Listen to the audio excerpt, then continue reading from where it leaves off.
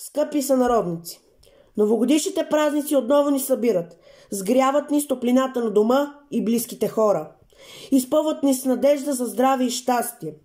Както в новогодишната баница има късмети за всеки от семейството и грижи за всички, така да има за възрастните и за самотните, за хилядите българи, които днес се борят с недоимъка и най-вече за децата на България. Защото невидимите мостове на духа и добротата са по-трайни от съградените с човешка ръка. И именно днес те свържват българите, убедени от любовта към родината и надеждата за по-добро бъдеще. В края на тази година не можем да не обърнем внимание на важната роля на политиката в нашия живот.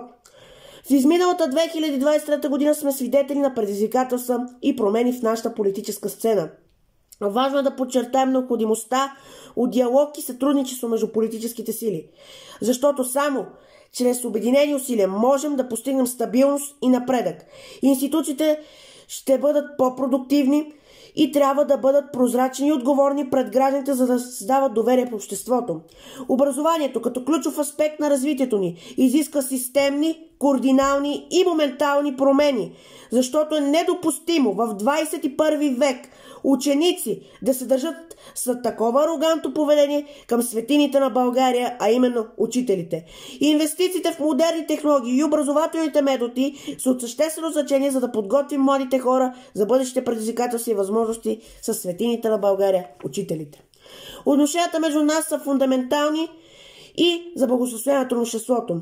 Да насърчаваме толерантността, разбирателството и взаимопомощта, чрез които можем да изградим по-силна и единна общност, да бъдем по-добри хора и да разпространяваме добротата в ежедневието си, защото малките жестове на любезност могат да променят живота на другите.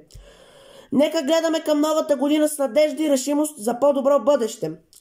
Нека продължим да следим внимателно работата на нашите представители и да участваме активно в политически и образователен процес, защото всяко гласуване и всяко участие има значение за формиране на бъдещето на нашата родина, а именно майка България, която е родила не един и малко достойни синове и дъщери, които са допринесли за развитието й.